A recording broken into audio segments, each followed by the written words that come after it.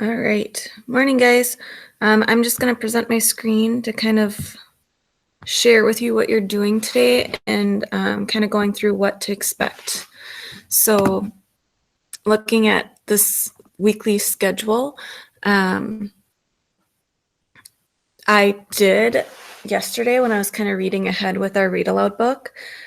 I read today's chapter and I honestly could not say no to what was about to happen in this chapter to not do a quiz for today instead of on Friday's chapter. So I actually bumped up the quiz to today. There's 2 multiple choice questions just to kind of see, are you understanding what you're hearing? Just super multiple choice. I think they only have 3 options, so it's super easy. And then 1 inferencing question because it ends off with the cliffhanger. So I'm really excited to read this chapter today. So because I moved that up, what I wanted to do was help you guys not feel overwhelmed. So the silent reading and conferring entry, the conferring entry specifically is going to be not due tomorrow, but due Saturday. So you have 2 days to do the conferring entry. And what you're doing is it gives you the prompt right there. You're going to summarize what's going on in your book. And then last time we did a wondering, this time we're doing an inference. So remember, an inference is something that you can assume based off of evidence. So what assumptions can you make about a character, or what assumptions can you make about what's going to happen next based off of the evidence and clues that the author's leaving you in your book?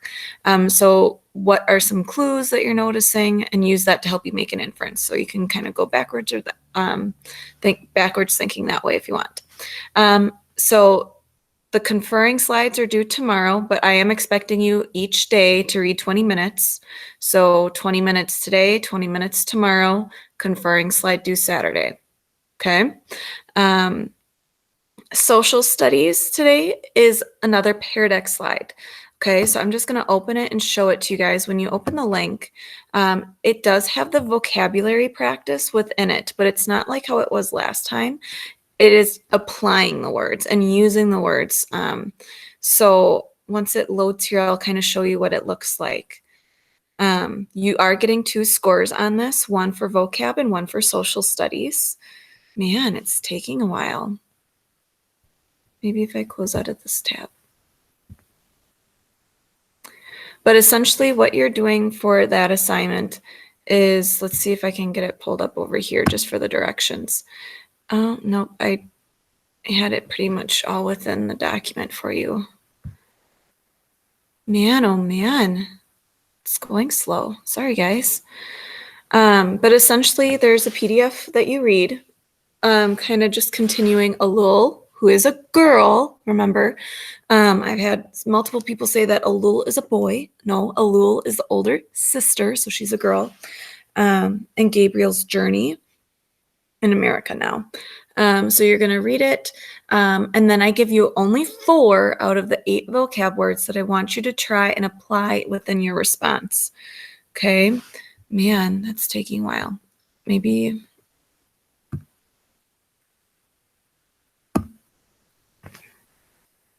Cross your fingers, guys. Sorry, I should have had this up earlier. Running a little late this morning. Wow. If anything, this time is making us be patient. Patience is, oh man, really? Ah, goodness. All right, I'll try and pull up the actual slideshow. It's not the Pear Deck like view, but it is what you can expect to see within the Pear Deck. Oh, I'm gonna have to restart my computer at some point today. If your computer's ever acting this slow, that means you got to restart it, guys. Reboot its system. And as you can tell, I did not reboot it in a while. Come on. Just work for me today. Just for this morning. Let me show this one thing, please, as I talk to my computer. Things haven't changed. Still crazy. Man, why are you not wanting to load?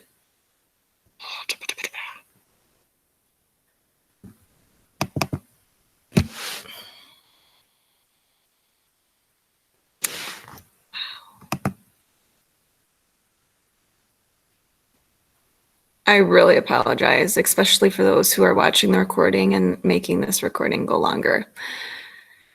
Okay. There we go. Day 2. I believe it was this one. Day 4, or day 3, I mean. All right, so who will we become? They now just, Aloud and Gabriel just moved to Minnesota.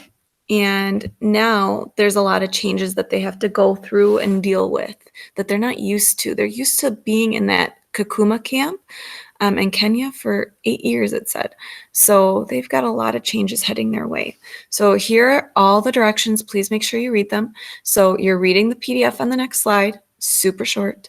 You are then going and reminding yourself of some of the vocab word meanings on the third slide, okay? With those words that are on that slide, you have to use them within your response. Now, this is a pair deck, so you're not typing on the slide, but they'll have that response to the right of the slide that you'll type in. But you're answering this question, and it has multiple. So after you read slide 2, okay, slide 3 is you're using these 4 words. So cope, adjustment, identify, or I'm sorry, identity, and assimilate. So you have to use those 4 words correctly within your response. Okay, so that's where I'm getting your vocab score. Are you able to apply those 4 words correctly in a sentence? Okay, so that's your vocab score. And then your social studies score, essentially, can you address this part here? Can you address and give Aloud and Gabriel advice in these following areas?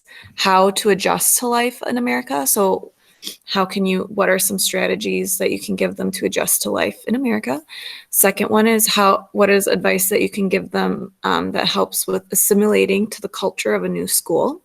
Just like you guys are going to be experiencing next year, what would be something that you would kind of give advice for to help them assimilate or intertwine with the new groups in their new school? The third one was maintaining their identity, so remaining true to who they are on the inside and not truly losing their identity altogether. And then coping with the demands of schoolwork. So a lot of it is very similar to what you would recommend to like any new student. So just kind of think of it like that. But you also need to be aware and cognizant of that these are refugees that don't have a family anymore and they're uprooting their life. So social studies, you get just like we do for rubrics 1, 2, 3, or 4 for the report card. Social study score is right there in the red. And then vocab score is, can you properly incorporate those 4 words within your response? Okay, so I hope that makes sense. Your response should be pretty much a good chunky paragraph, especially if you're elaborating and using complete sentences for each of these. Okay, so altogether it should be 1 paragraph for me. Okay, I am going to be looking at, are you using capital letters in the beginning of your sentence, end marks, proper capitalization, that kind of thing. So that's it for today. So Pear Deck slides are due tomorrow. Silent read and quiz after this read aloud. Conferring slides, you have 2 days. Life journal tomorrow. If you want to get started on that early, it's posted in Friday's topic in Classroom already. But really, between today and tomorrow, if you want to work on Friday's stuff earlier because you're bored, that's fine. The only thing you can't do is the read aloud and the test. So just kind of keep that in mind. All right, guys? Before I get started with our exciting read aloud, are there any questions? Because maybe it might help someone else that's watching the recording later. I tried wanting to go through that Pear Deck slides to really help you understand and do this correctly. So I hope that helped. One suggestion to kind of help you kind of get things done a little quicker is I would suggest having that Google quiz up for Read Aloud open so that you can at least answer those comprehension questions as I'm reading. And I'm going to say, oh, I thought yesterday's chapter was really good. Oh my gosh. Oh, you're going to love this chapter. No joke. It is like, okay, it's like a love-hate chapter. I'll say that. Okay. So we left off with Nadia and Basel finding Amo, Mazen, and Tarek. So they finally met up. Amo's alive, so I was wrong with my inference there. And one thing that it ended off with was that Nadia went to the wagon to get a book to read to Basel, who's the only one still awake at night. And she found a whole bag full of IDs with Amo Mazen's picture on it. And each ID was of different ages, and some of them had different names on it. But she came across one when he was a teenager with a different name. So we're like, ooh, he's been lying to her about his name. That's not a good sign. And the other ID that was really important that she came across, oh my gosh, was a Mukhabarat like commander badge. So that tells us that Amo Mazen is a Mukhabarat, meaning he's part of the Syrian army that goes and kills like innocent people. Intense moment. So that's how we left off. Okay, so we're picking up right after that. It's the next day. It's October 12th, 2013, 4:21 p.m. It was late afternoon by the time that they reluctantly left the idyllic courtyard house that had given them protection and insistence. Tarek had stumbled onto a map of the country in an office in the back of the house. They pored over it, Amo Mazen pointing out the best route with shaky hand, while Nadia traced it with a red pencil. Rested and fed, with no more errands to distract them, thank goodness. They efficiently trudged north through the last bit of the city, avoiding the main roads and circumventing rebel checkpoints. Thankfully, there weren't many. What would have taken them less than half an hour by car was now taking them 4 hours on foot. At least it isn't raining, thought Nadia. I just want to make sure that the comments that are coming in aren't having...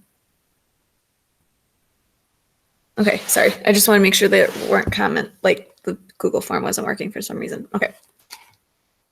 At least it isn't raining, thought Nadia, with a shiver glancing up at the darkening sky, which is weird because other times she's been like, thank you for the rain, because it's hidden, provided like a sense of coverage for them. Okay. But I'm sure she's sick of being cold at this point because she was soaked to the bone last time. She tightened her coat against the bitter wind, her thoughts deeply troubled as she glanced back at Tarek, who followed behind the cart. I should have told him what I found. So the fact that she's bearing the secret about Amo Mazen on her own is kind of stressful for her. I'm surprised she didn't tell Tarek. I would want to share that. So I'm like, what do we do? Should we separate from this guy and at least confide with someone? After quickly returning the identification cards to the secret compartment and sealing it as best as she could, she'd gone back to the sitting room with Aleph Layla tucked under her arm. That was the name of the book, the author of the book, I should say. She felt dizzy with an agony of betrayal, anger, and fear swirling inside her. She had wanted to jerk Tarek awake and tell him what she'd learned, then confront Amo Mazen. Instead, she paused at the door watching them sleep in the only precious stretch of peace that they've ever had in days. So she's almost thinking, like, I'll just hold off because it's been peaceful and calm, and I want to at least remain in this state for a little bit before we get crazy again.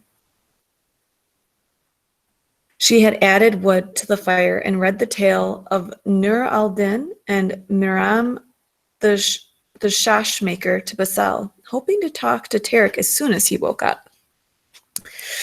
But, however, Amamazin had woken first. Shivering, lungs struggling to pull in raspy breaths.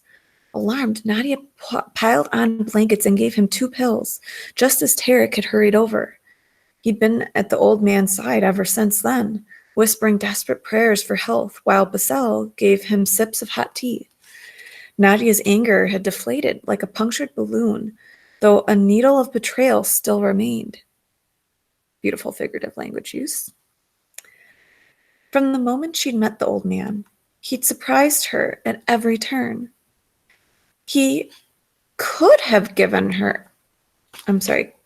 left her at the pharmacy or at the dental office, but he promised to help her. And then the boys, too. Perhaps they did provide some kind of cover from pursuers, but he'd kept his word, as he had with so many others. Allah, Professor Layla, the bishop, and even her beloved Halab, by saving its historical artifacts with his secretive ways. So she's kind of noticing the good in him.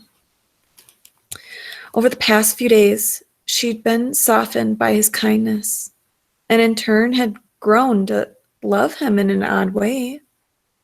But her affection for him warred with the truth that he had lied about who he was. But does it matter? She asked herself. Yes, he was a Mukhabarat, commander, but he definitely didn't act like one now. Frustrated, she kicked a rock from the road, savoring the pain as it connected with her toe. It also jostled her back to the reality. They'd reached the northern edge of the city. So, if you want, you can drop a comment. What would you do if you were in her shoes? Would you confront Amamazin? Would you let it go?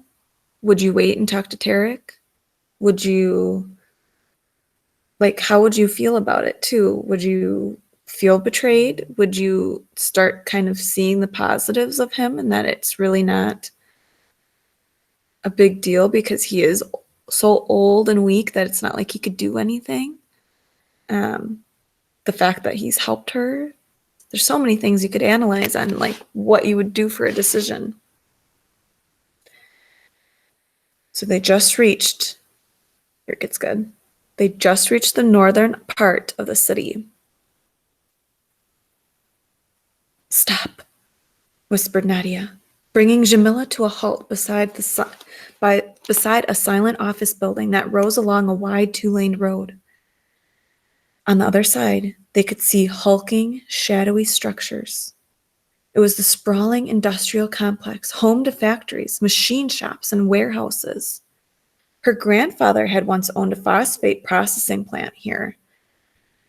They'd sold it many years back in order to invest in a larger factory. The main highway north lay just beyond the plant, slightly to the west. Interesting that they're setting the scene of a ton of old factory buildings. And the fact that one of them was a phosphate factory. Remember, they used the phosphate to make so that the rebels could make some homemade bomb type things. It's really quiet, said Basel in a hushed voice. Nadia nodded. Taking a deep breath, she glanced back at Tarek. Amo's asleep, he whispered. We need to keep moving, said Nadia, gently nudging Jamila across the road.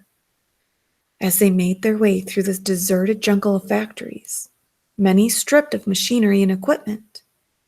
She relaxed and dug around in her backpack to pull out a CD that she'd found in the boys' room.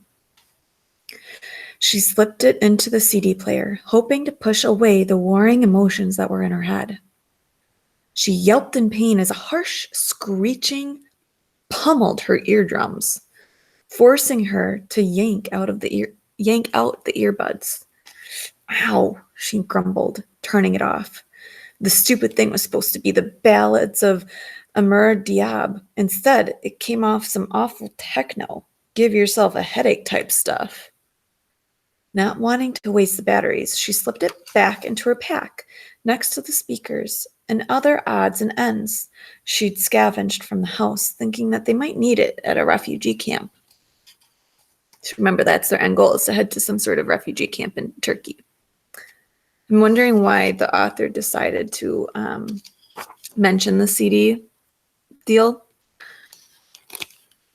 Nadia's thoughts turned north to Turkey, imagining what it would be like. Life would not be easy there. She knew.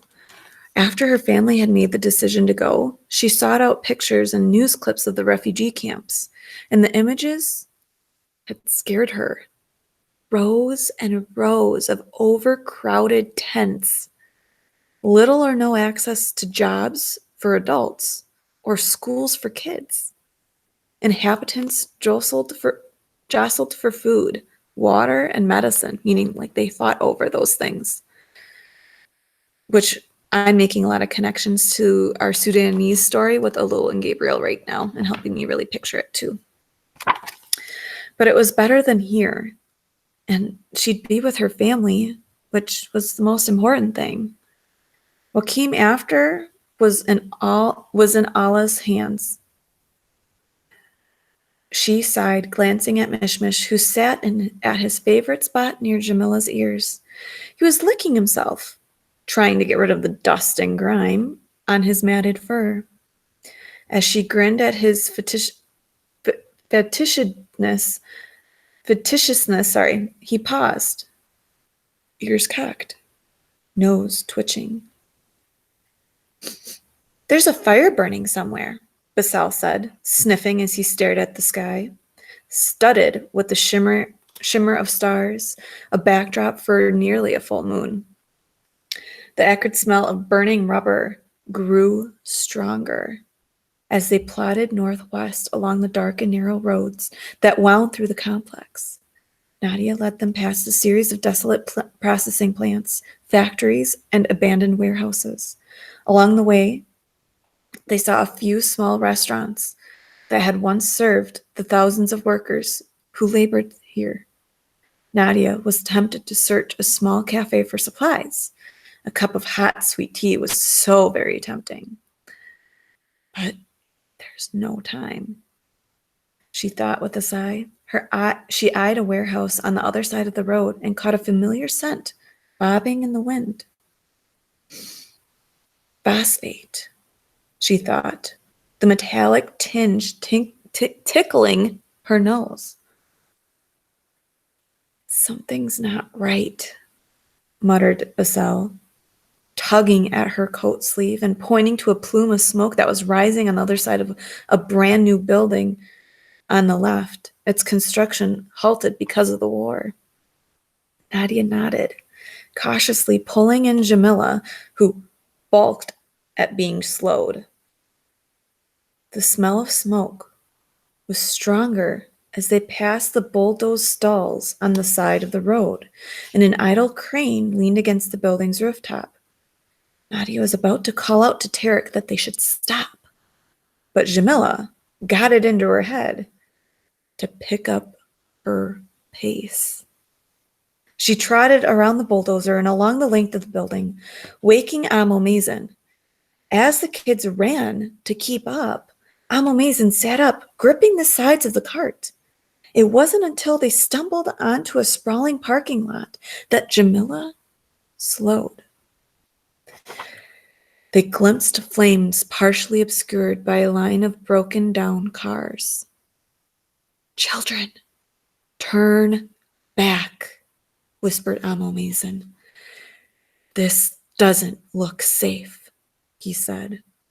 Nadia pulled on Jamila's reins, but it was too late. Half a dozen shadowy figures stood around the fire, which blazed in a metal drum. Stop! Shouted an imposing young man as he and the others, teenagers really, circled around them like a pack of wolves. Again, figurative language to set the mood. Super scary stuff right here. Scruffy, bloodied, wearing mismatching military fatigues, they carried an odd assortment of guns and knives. Nadia and the boys huddled around the cart, mish-mish, hissing. Before she knew what was wrong, Nadia unhooked his leash, and a blur of orange disappeared into the darkness. Wonder why she did that. Hint, hint. The one who told them to stop stepped forward. What do we have here? He drawled with a wolfish grin, thinking like Red Riding Hood with the big bad wolf ready to eat them. We are merely passing through, said Amelmazen, holding up his hands. I'll be the one to determine that, said the leader. Got any money?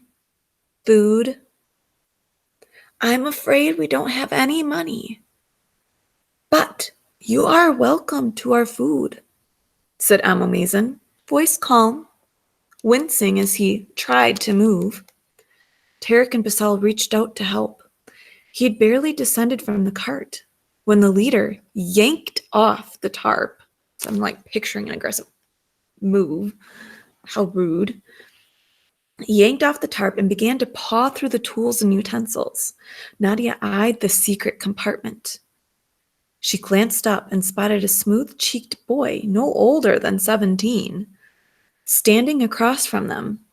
Catching Nadia's gaze, he lowered his gaze, ashamed. So he does feel bad, it seems. But he did nothing to stop the others from rifling through Amelmazen's things. The leader took the cans of food that they had saved and tossed it to his friends. This will barely feed 3 of us, he growled, eyeing Jamila. We'll eat this nag. It'll be tasty grilled. Shaking, fists clenched, Tarek stepped forward. You can't eat her, he croaked. Of course we can, said the leader. It's haram, religiously not allowed to eat a donkey. Tarek tried to reason. Horses and mules are okay as food, but not a donkey. Haram? Snickered the leader. Who are you to give me a religious lecture? You will be judged for your misdeeds, said Tarek, and punished. Shut up, thought Nadia, tugging on Tarek's shirt. Punished? Growled the leader. Are you going to punish me, little man? Blood drained from Tarek's face, leaving it ghostly white. Amelmazen stood, shivering, his face pale, eyes distressed. Young man, I understand your desperation, but this donkey. He stopped short as the leader lunged forward and slammed the butt of his rifle on his forehead. A scream rose up from Nadia's throat as she stared at the old man, knocked unconscious. Shut up, yelled the leader, grabbing Jamila's reins. Get lost! Nadia stared bleakly at the poor animal as they pulled her towards the fire, beating her with a stick when she resisted. We have to go, urged Basal, trembling as he eyed the retreating figures. Yes, croaked Nadia, before they think to come back for us. Together they lifted Amelmazen's frail body and hurried back the way that they'd came. Nadia held the old man's head, amazed how light it was. When they turned the corner, she caught a final glimpse of Jamila as the men tied her to a light pole at the edge of the lot before passing out the cans. At least they're eating that first, thought Nadia. This way, said Tarek, leading them to the warehouse on the other side of the road. Past the rusted metal door, they found themselves in a dilapidated space littered with burlap bags. They gently placed the old man on the ground so he could lean against a lumpy bag. What kind of animals attack an old man? Growled Nadia, as she and Tarek knelt to inspect Amo's forehead. That is an insult to animals, muttered Tarek, gently probing the bruise.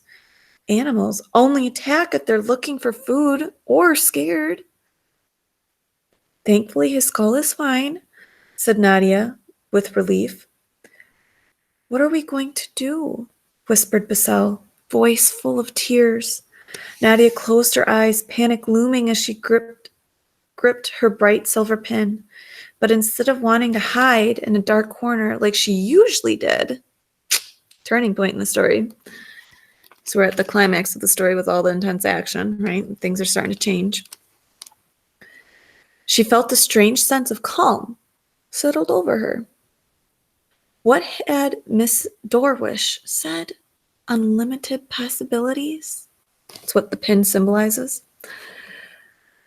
That's what the pin had represented. Her eyes flickered open and she stared at each boy in turn. We have to get Jamila back, she said. Without her and the cart, there's no way we're getting Amo Mason to Turkey. How are we going to do that? Asked Tarek, face tight with exhaustion and worry. Yeah, how?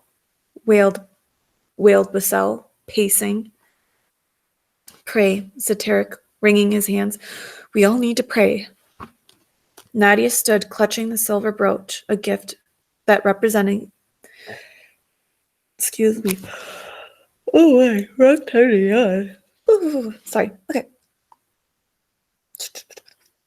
Nadia clutched the silver brooch, a gift that represented the great expectations that Miss Dorwish had for her. Misplaced expectations, she thought bitterly. We all need guns, muttered Basel, arms empty. His grandfather's rifle was back in the cart. Or an army or something, he said. Something. The word caught in Nadia's mind. What would Scheherazade do? The, warrior queen in one of the stories she's read. She would come up with a clever story to distract the king. A story. We need a story, she whispered. The boys looked at her like she'd lost her mind. A story? Grumbled Basel. That's worse than just sitting around and praying. No, we need to come up with a diversion, a kind of story to distract those jerks so we can take Jamila and the cart back. Nadia's shoulders straightened. She took a deep breath and glanced at Amo Mason, then to the bag that he was leaning on. Phosphate. It's phosphate, she thought, remembering her brother's crazy experiments. I have an idea, she gasped, but I need your help.